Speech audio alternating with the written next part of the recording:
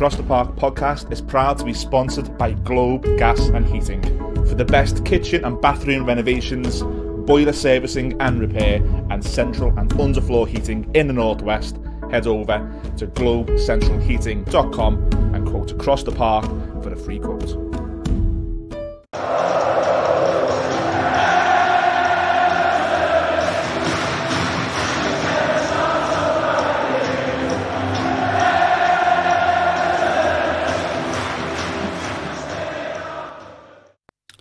Hello everyone, welcome to the Across the Park podcast. We're back, Judgy and Millsy join you for another episode.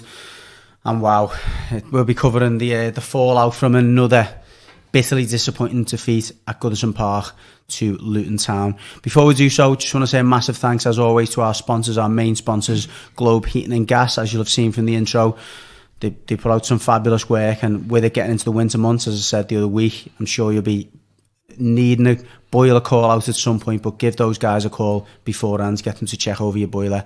You might need it replacing. It might save you a crisis in the middle of winter.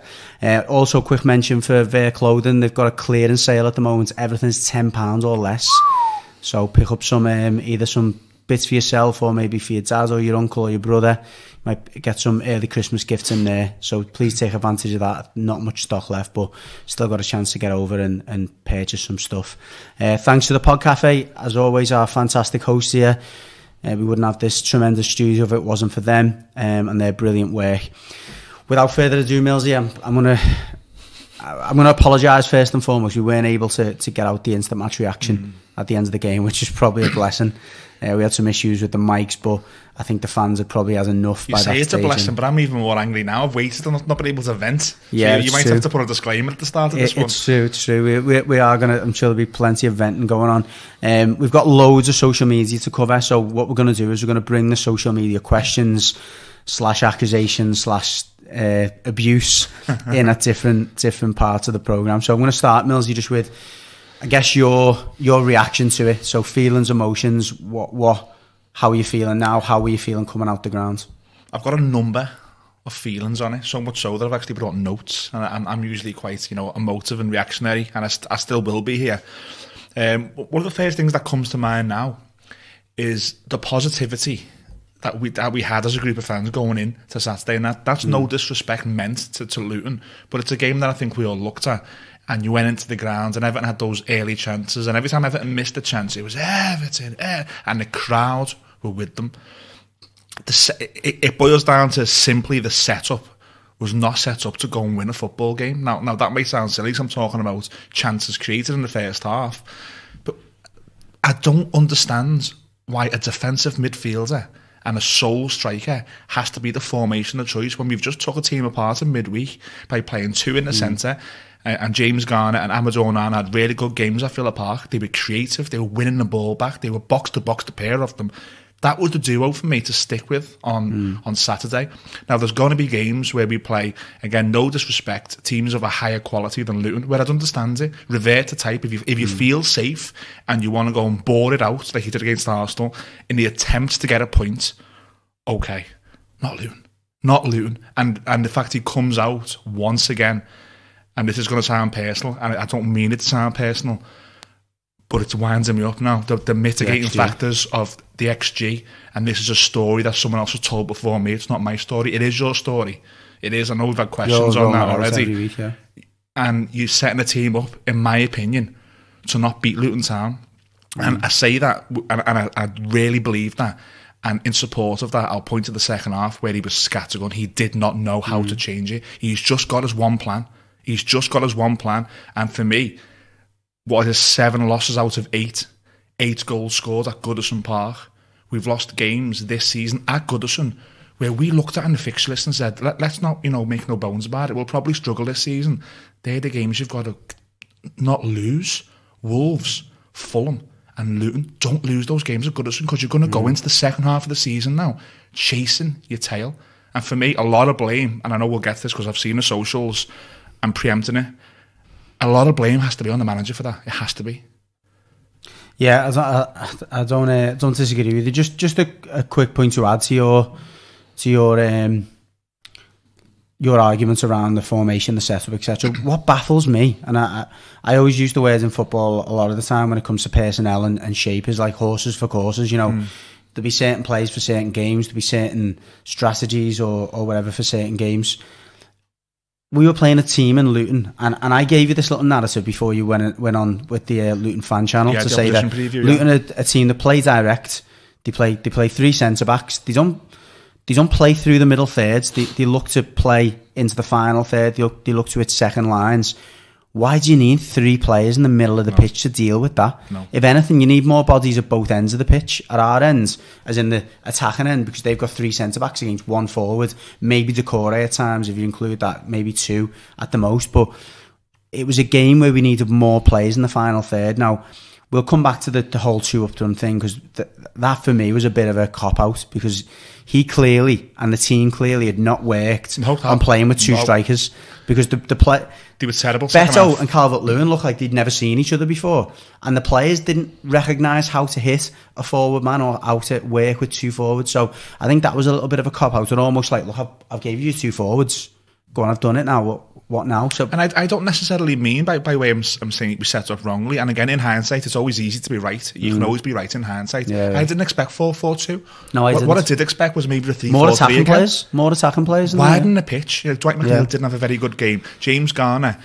Look, I get why we're trying to get him into the team. We absolutely have to get him into the team. Just play him in his right position and drop someone. The instant match reaction that we recorded but didn't put out because we didn't have the mics were not great. I said exactly that. We done the opposite of what Luton would have expected us to do, and the opposite to what most teams have done against Luton. We made the pitch small. We put loads of bodies in the middle of the pitch, which meant we could get possession, but we couldn't really get beyond lines or break through lines. And when we did, it was pot shots that we ended up having, and those 6 or 7 shots at the start weren't great chances. They were shots from outside the area. They loved it. Luton loved that second half setup because what they were doing is when they were winning the duels, there was a moment in the game where I said to the lad next to me, I sat in a different seat this week, and I said, we've just lost every 1v1 battle in the second. Every 1v1 battle we lost, and I think they took it to the corner, and then when we did get it back, the time wasted, which is fair. I'm a Luton fan, I'm loving it.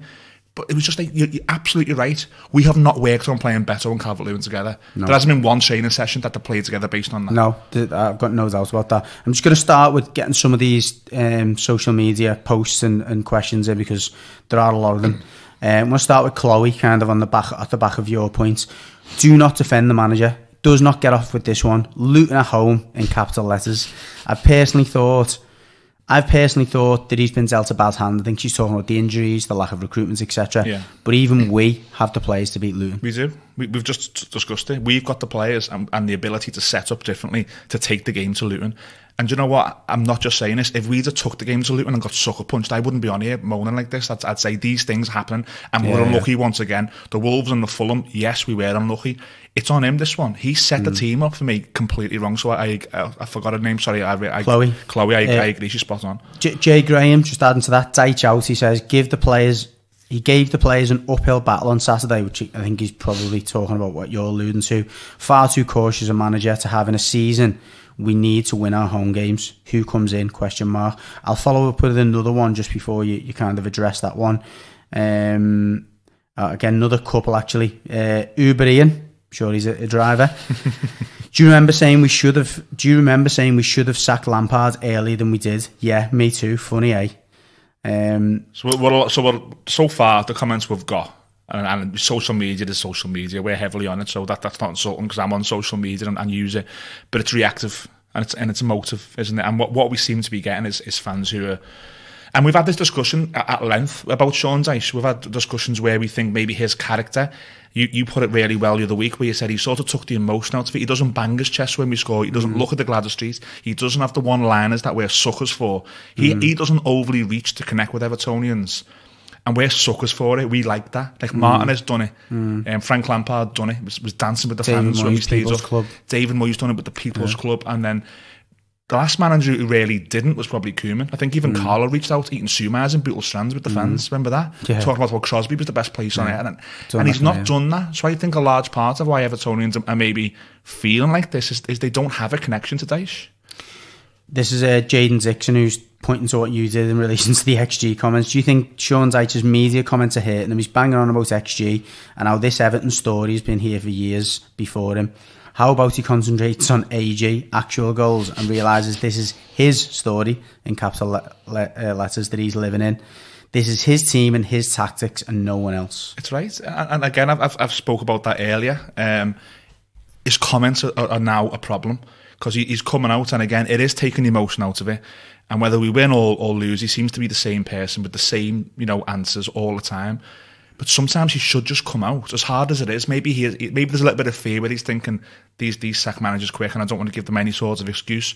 But Saturday for me was where he should have come out and just said, "Do you know what? I got that wrong. I got it wrong." When you take any player off at half time, that's an admission that you've got it wrong tactically. He took Ghana Guy off and he brought an attacking midfield player on. It was Harrison, wasn't it? Harrison for Guy at half time. That was the change. Then two more followed. That should have happened from the get-go, though. Yeah.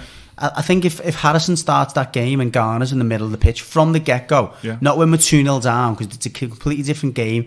As you say, the tension's there at 2-0 down. The anxiety's there at 2-0 down.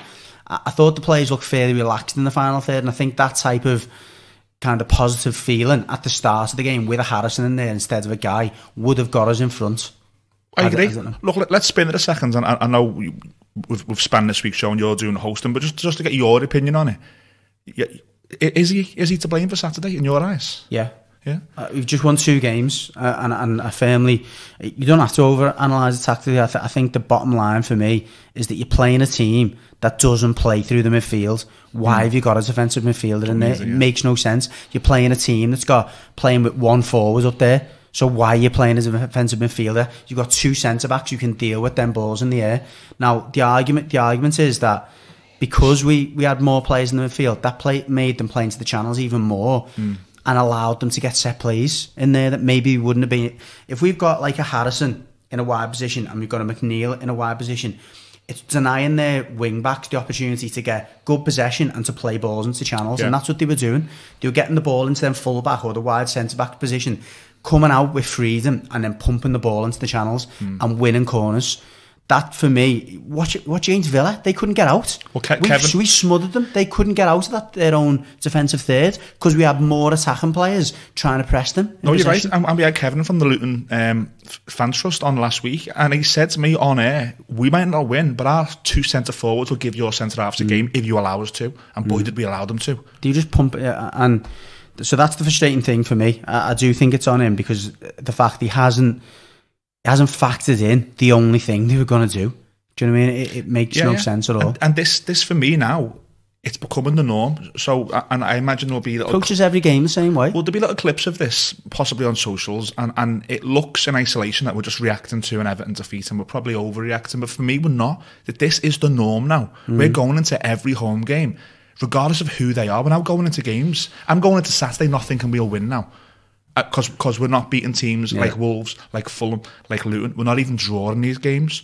So the fact that he's set up so negatively, and it's winding some of the fan base up, we'll never say all, it's winding some of the fan base up, he's ramped the pressure up, not only on himself, on the players. The players have got to go out on Saturday now.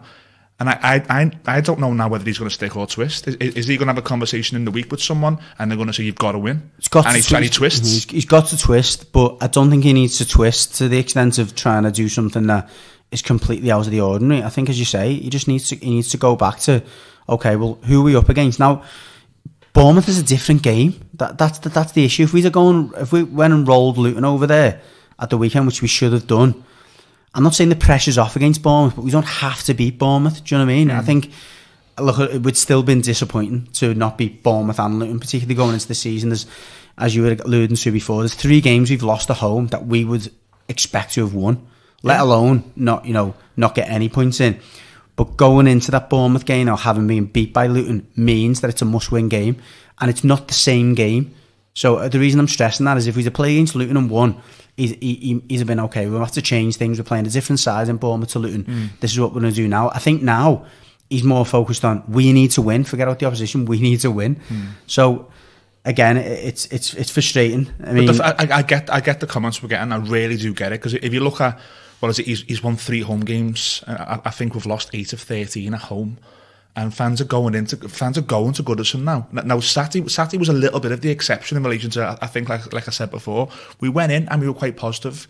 My little boy who told me after the Wolves game to stop bringing him because we always lose, age 5, wanted to go again because he watched the Villa game with me, he watched the Brentford game with me.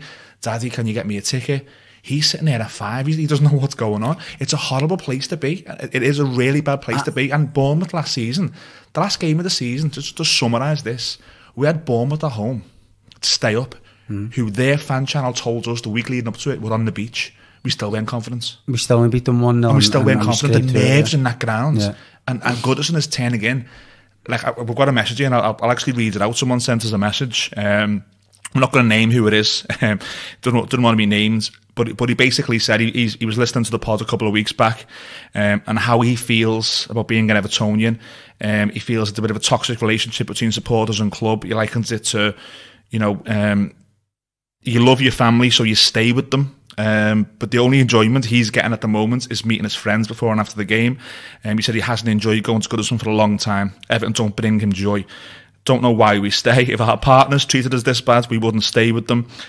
I don't know why we stick with them. Is it just because we love them blindly? I get supporting through thick and thin. But for me, it's not worth the stress. Not going to many more games, just not enjoying going to Goodison. A human being is not enjoying. No, that's fair enough. And there's obviously a bit of context to the current climate as well, isn't there? A lot of people are struggling, with the cost of living and whatever. And I'm not just talking about the cost of the ticket, I'm talking about the cost of the whole day. You're talking about, at times, spending time away from your family and stuff like that. Maybe if you don't go to the match with your lads. I think from my point of view, one of the main reasons I still go to the match is because I go with my dad. Do you know what I mean? And again, I enjoy, as the listener there said, they enjoy spending time with their friends or whatever, and that's one of my only motivations to go in the game now. Even that becomes a little bit draining because, like, even when we meet up, I have a pint after it, we're just moaning. Yeah. And then you're going home, you're like, I'd rather ask Judgy about... You're arguing with your mates as well. We're arguing with our mates into the later hours on WhatsApp. And I'm going home thinking, like, and my missus says, so I was Gary's kids. Didn't ask him, too busy arguing about Everton. Yeah, exactly, yeah. Definitely. Just a few personnel questions to come away from, I guess, the general environment, but there's a few questions that we've got around certain players. First one from Wayne. I'm convinced that Danjuma was not a Sean Dyche signing. What was the point? The second one, before you answer that, this is from Harry Watkinson. Where is Andre Gomez? Should he be given another chance? I'd say yes. We're massively missing some creativity in midfield. So start with Danjuma. No, I don't think he's a Sean Dyche player because the director of football tried to sign him in January. I think Sean Dyche was probably told, we can give you an attacking player. It's Arnaud Danjuma that fits what we can do, and he's gone okay. But I don't think Sean Dyche is going to go and get me him. Well, he's played in the 2 cup games. Aside from that, one start he had before we made the signings, obviously, or the Beto signing. Played at Doncaster, played against Villa. I thought he played well, certainly in the Villa game, but most players did. But second one, Andre Gomez. I mean, I think absence makes the heart grow fonder, doesn't it? Yeah, of course. And I think from my point of view, as you've said already, Millsy, and I agree with you, I think James Garner is the answer. I think James Garner's a better fit, not only for Sean Dyche, but for Everton in general. I think he's, gives us energy as well as creativity. I think he's the man there to carry that mantle in terms of the creativity. And I don't think Gomez is a Dyche player. And do you know what's also quite frustrating? Sorry, just on the creativity front, Anana looked more creative in a 2 than he ever has done. It looked like he had more space, like he was more aware of what was around him. I almost feel like he's a little bit overwhelmed sometimes when he's got Guy and Decore, and there's almost too much going on in there. I don't know where he played Decore on Saturday. No, I don't know where because Dwight McNeil was sometimes central, and Decore was on wide, and you're like, okay, what? Like, is this a game plan, or did he not know where they should? Well, I think from the way that McNeil was moving around the pitch, and Kevin, who sits next to me, was getting really frustrated by it. He wasn't getting himself wide or whatever, which was annoying. But the way he was moving across the pitch and the way that Garner was moving across the pitch, he said to both of them, you both got free roles, do what, move to wherever you feel you need to move, because they were literally running across the pitch, and that at times was meaning there was no space for the core. It was certainly meaning there was no opportunity for Anana to get in the pockets either, which he did a little bit more against Aston Villa. Obviously created the goal for Garner at Aston Villa. Yeah. I think he, again, going back to it, I think he massively cut his nose off on at the weekend's Dyche with the way they set things up. There's a couple more as well, which is again in line with what we're speaking about. got these messages all over the place. I'm not messaging someone here. Angry tweets at us. Okay, this is a general question, but and you've kind of touched on it, but I think we need to probably look at it a little bit more. Tommy Williams says, a question on everyone's lips: what is the problem at home? I think the manager's too cautious. I think we've got a negative-minded manager. I think that's it, and I think teams are onto it. I think that the Luton manager, Rob Edwards, said on Saturday, "I knew we'd win today," and that's not him being clever. I think that's him looking at it in the week and going, "We know they'll set up in a certain shape, and if we control the first 10-15 minutes where the crowds are going to be with them, we'll win the game." So I do think we set up so negatively at home, and I know we're sucking old eggs here, but the first game of the season, when he names Keane and Morpay on the team sheet, and the crowd, they've lost the crowd already, and everyone's in there, the sirens come on, and Zedcars comes on. It doesn't feel the same to me anymore. It just feels different now. It really worries me as well now you just said that. I just want to mention it before we go past it. I think he'll put Michael Keane back in now, If he goes back to that 3-4-3 that he plays at Villa, then he will. And look, if the 3-4-3 is the way to go, that might just be a necessary evil to play that way. But again, just to go back to that, Goodison Park for me, at the minute, is not a nice place for me to be. It can't be nice. No, but it can't be a nice place for the players to be. No, it's true. I sat in the Upper Gladys on Saturday, so I could see down at the players when a few did come over and acknowledge the fans. Wasn't a pleasant experience. A few of the players just give up and walked off. I don't think they really enjoy. I think they enjoy the away ends. Yeah. They go the away ends, and there seems to be more of a connection there for whatever reason. I'm not saying they're better fans than others. I'm not saying that at all. Yeah. Well, yeah, they spend more money, definitely. They're more loyal. But I just think the whole place at the minute, from fans, you've took your little boy who wanted to leave early. My little boy wants to leave early. You want to take him. We want our little boys to be wanting all the merch and loving being at the game. And when 5-year-olds are asking not to go to the football game because they want to do something else, when I'm not pushing the narrative against them, when I'm not saying no, you'll enjoy it, and when the players aren't performing, and when Rob Edwards is saying I know Luton will win here, Goodison's a horrible place. Yeah, that's right. And I guess the last one on this combined topic, but a big question: how long do we give Dyche, and can we afford to get rid? Well, this is from Rob Tall. We heard something recently, speculative, that there's no one with the authority to do anything about it, whilst this interim board are in, with probably not the responsibility to do it. We've heard, again, we don't know this for definite, but we've heard for a long time now that any director of football who tries to make a decision has to get it signed off by 2 or 3 people. So I don't think we probably have the authority. Now, Dyche came out and said that he met 777 last week. 777 were at the game on Saturday, visible, sitting in those empty director seats, probably a little bit of a look at us kind of thing, sitting there visible. You're probably going to have to wait for them to either come in or it not come in and someone else comes in. So I think regardless of what we feel, Machedi's gone. Let's make no bones about it. He's not even here. He's here in name now. He's gone. Right. Bill Kenwright, we believe, is not very well at the moment again. So he's not there and he's not making decisions. So whether I would or wouldn't, it doesn't matter. We're not gonna. Yeah, it's fair enough. Yeah, we're gonna move briefly past that. We got a 777 question again, didn't we? I know we addressed this last week, but I went to the women's game yesterday. Yeah, let me get that one up. Sorry. And speaking to some really good people at the women's game. Sorry, we did. Yeah. We love people coming over and speaking to us, and whether it's we don't agree with what you said and there's our reason for not agreeing with it, or we watch the show, we love speaking to people. But I was speaking to a guy yesterday who again was saying, like, all you fan groups have met 777. I said, mate, I promise you we haven't. And he went, no, the Esk said that you just can't talk about it. Now, the Esk did put an article out on his own. Yeah. And the Esk has been on our show. Got nothing against the Esk. He can come on whenever he wants, no problem. Yeah. But he said, I can't tell you what I spoke about. And other fan groups have met them. I believe Toffee TV referenced other podcasts meeting them. I don't know. Referenced us. Well, I don't know who's met them. Now, what I do understand, and I'm quite clear on my understanding of this, and I think this is 100%. 777 have sent comms people out to some people in the Everton fan media. In circles, yeah. And that's great. You know, we'd never come on here and we never ever say we're the biggest or the best podcast. If you look at our followers and you look at our views compared to other channels do more. And if other channels get those perks, or 777 say, I want to speak to someone with 100,000 followers, not 10, that's great. But I just want to clear it up one more time. I would honestly rather say no to meeting them if we couldn't tell you guys about it. Yeah, we haven't met them. We just haven't. No, I can't. It was Air Toffee, Toffee till I die, as tag is on Twitter. How did your meeting with 777 go? It'd be nice to hear some transparency from the fan channels.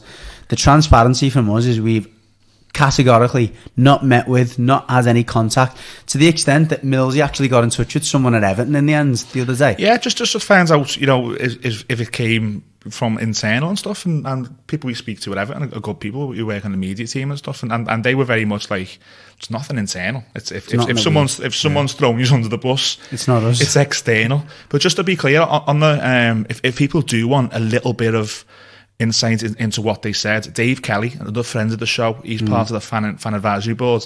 They put a YouTube video out this morning where he talks about meeting them.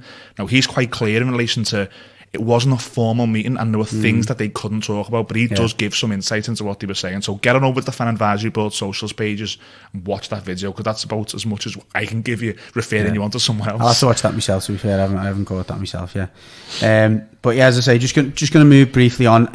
In fact, there was another personnel question, but I'm going to bring it up when we kind of move on to future bits. Where are we now? So yeah, just obviously going to look forward briefly to the Bournemouth game. We have to, unfortunately. We are going to have a. You're speaking to the Cherry's Red Army again, aren't you? Cherry's Red Army on Thursday. It'll be released on Thursday, so we're going to catch up with those guys. And as always, the idea of that show is to try and get a bit of context from the opposition. We'll try and pass that on to Mr. Deitch and see if he actually pays any attention this time. I got a bit of stick on our Luton show. Did you see that? I didn't see Someone that. put in our comments, why are you talking so much about Luton? That's the purpose of the show. Part of the plan, mate. Yeah, but you know, if you don't enjoy it, you don't enjoy it. No, that's fine. I do find them interesting, and again, just a bit of amusement, if you like. Millsy was doing last week's show, and he actually messaged me and said, "Mate, can you just tell me a bit more about Luton? I just don't want to go into the show not knowing anything about them." So I kind of gave him what I knew about it, and by the looks of it, was more than what Sean Deitch knew. Do you know what? Do you know when Luton? you give? I read it blindly, blind loyalty, and when I was reading your stuff and giving it to him, I was thinking, as judge, you stitched me up here. Did they play 4-4-2 or something? And he's giving me all. So thanks for your input. It did help, yeah. Yeah, no worries. So yeah, looking forward to the Bournemouth game. I am going to ask a couple more personal questions, but one in particular, one player who's coming in for a bit of stick. He certainly did in the Park Ends where I sit, and there's one of our fans who've mentioned him as well, and it's Ashley Young. So it's Brian Jacobs. Can you lads tell me anything good about Ashley Young? I think that's a bit harsh. We're so vulnerable on either side he plays on. Every time he plays, would you bring Ben Godfrey in? So before we touch on Ben Godfrey, what's your thoughts on Ashley Young's performances recently? I think there's moments in games where I look at him and I think he's a good player, and there's moments I look and I go like, yeah, I'm quite happy that he's playing for us. But there's other times now, I don't know whether that's who's playing in front of him doesn't help. You know, when he was playing on left back, he had Lewis Dobbin in front of him at times, and like Lewis Dobbin's a kid trying to make you. And even the weekend, you've got Garner in front of him, who isn't really in front of him. He's playing inside. Exactly. I think similar to what the criticism that was levelled against Nathan Patterson, I think it's a difficult team for an attacking fullback to play in. Hence why I think Michalenko's looked okay recently. I think since he's come back in, he's looked out of the two more comfortable. Which is you sort of get more balance. Now, let's not forget, Ashley Young did not make his career.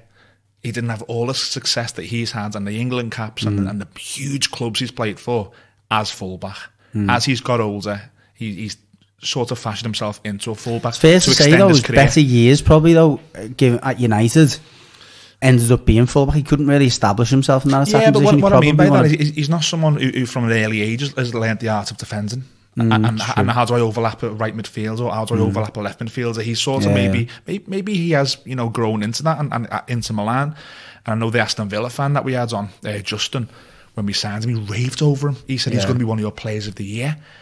I haven't seen it. I haven't seen it. To be honest, I think what you do get from him is his character. And what I mean by that is, he's, and that comes, I guess, with experience. So the start he had against Brentford, you're thinking he's going to get sent off for 15 minutes, and that bit of experience, a bit of backbone almost, he can kind of take a deep breath, go again, and recover from mistakes, which I think that Nathan Patterson's probably not likely to give you that. I think he's also a player, and again, a lot of these questions, without being insulting to the listeners, that they are emotive. This is not like, we're not analysing, we're not Monday Night Football. And I think, again, Ashley Young is probably hurt by not really a big connection, not really a big signing that fans were excited by. When we signed Ashley Young, everyone was indifferent. The 38-year-old who's going to be 39 at some point in this season is going to come in and try and help Everton. It was like a Walter Smith signing, wasn't it? Exactly. So I also think that fans haven't connected. If that was, for whatever reason, an Italian international who had 20 caps, he was 25, would be saying give him time right now. So I think there's a little bit of that as well. Yeah, definitely. I think there's a feeling for me as well, which has almost put him in that same boat. He's the manager's favourite, isn't he? Michael Keane. And I think when your manager's not doing very well and you've got someone who's consistently getting picked, you're almost automatically looked at, well, is he one of the reasons? And I think it's probably a little bit unfair. And fans like Patterson as well. A lot of fans like Patterson. I like Patterson. I think more so for the reason you're pointing at. I know he's not an Italian international, 25, but I think Scottish players tend to have Everton fans tend to have an affinity with him. He's young. So he's young, he's British. I think he works hard when he's on. I think he's capable, and I think he's got a little bit more energy in his natural because of his youth. But yeah, I wouldn't be upset by Ashley Young being dropped for the Saturday. So do you?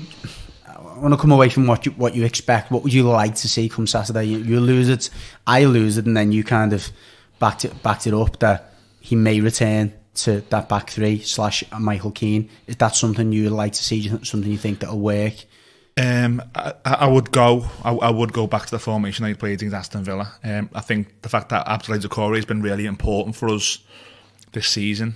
I would say that he's been more important away from home for us. Doucouré's performances away from home are good. At Goodison, horses for courses. Not so much. He gets pulled off on Saturday because the manager wants to throw Beto on. So for me, I would literally go 2 midfielders, and I would go James Garner and Amadou Onana. I would bring Jack Harrison back in.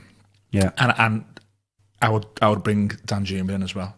I thought the fact that McNeil didn't have a very good game, and I don't think we're in a position now where we're needing points to carry players. I'd be as ruthless as if I play you and you don't play well, you're at risk of coming off. And Doucouré and McNeil were pulled off on Saturday. Yeah, the formation changed.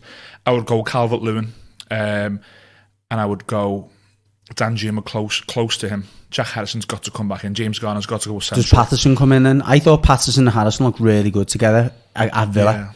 Obviously didn't really pick things up at the weekend. I would like to see Patterson come in, and I would stick with Mykolenko.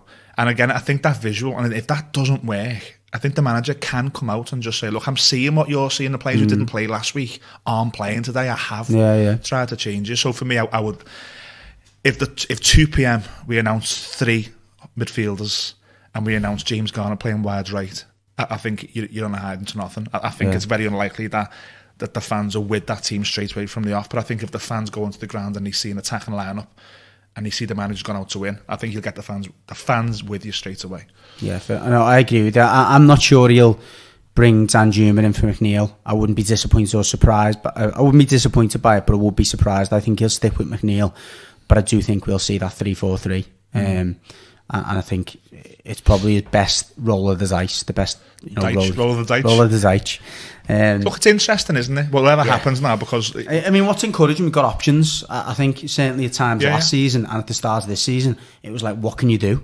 Like, there's nothing you can do. And now we can say, swap 2, swap 3. And you're right, that's a very good point. At the end of last season, we were looking at our bench going, there's 2 keepers, didn't even name a full bench of substitutes at some points. And look, yeah, you're right, there's options there, but it is going to be interesting now. His relationship and how he affects the relationship between that group of players and the fans now, this Saturday is going to be really, really not only important, but interesting. Does he say, no, I'm right, and this formation will work? I'm right, we need a whole midfielder. I'm right, we're only going to win games 1-0 this season. I'm not going to overexpose. I'm not going to... Or does he now say, okay, I'm going to change it? Let me just briefly bring up one positive, which hasn't been mentioned, and understandably so. It's gone under the radar. A 3rd goal in as many games for Dominic Calvert-Lewin. 90 minutes. 90 minutes. Still looks fit, still looks sharp. Yeah. fingers crossed that continues. Everything looks a lot more different, doesn't it? If we go and beat Bournemouth by a couple of goals, which would be a milestone in itself at Goodison under Dyche, and Calvert-Lewin gets on the score sheet again, everything again suddenly looks completely different, doesn't it? Yeah, and you're right, it's being brushed under the carpet because of the negativity and because of how fans are hurt and how fans are feeling. And if you do strip that away, and if you wrote this down and looked at it this way, Dominic Calvert-Lewin starts again and he scored 3 and 3 for Everton. That's really positive, and that's something that last season we were crying out for. Can you get him fit, and can you get him scored on goals? He's not a problem at the minute. He's that number 9 shirt is his. Me and you were raving over Beto. Beto's now got to win that back because of Lewin's form. So Lewin's not a problem. The problems are around Lewin for me. Yeah, right. Well, just briefly touching on to a huge week, which is coming up. It always is a huge week in our calendar. Obviously, right back to the birth of the podcast, which used to be 3 Blues and 3 Reds. It's the derby coming up after Bournemouth. Fingers crossed we go into that derby game with 3 points and with a couple of goals. We've got lots coming up, haven't we? Like, look, we're speaking to people, anybody from the birth who've watched us and listened to us when we used to have regular Red panellists on.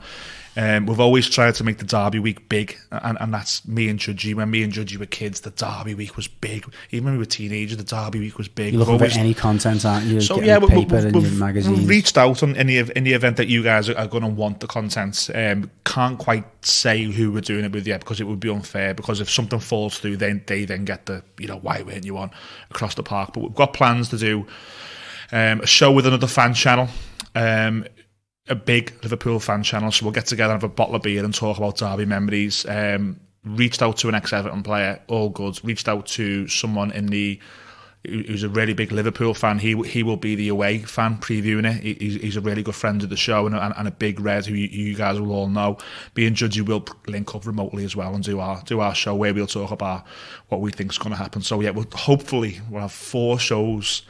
And if you get absolutely battered at Anfield, that might be the final 4 shows that we have to do. Yeah, definitely. But thanks everyone as always. We tried our best to dissect what was a bitterly disappointing defeat. We obviously tried to finish on a couple of positives, which again, the manager hopefully can take into the next game. We're hoping for changes both in personnel and certainly in the results. But in any case, thanks for tuning in and we'll catch you next week.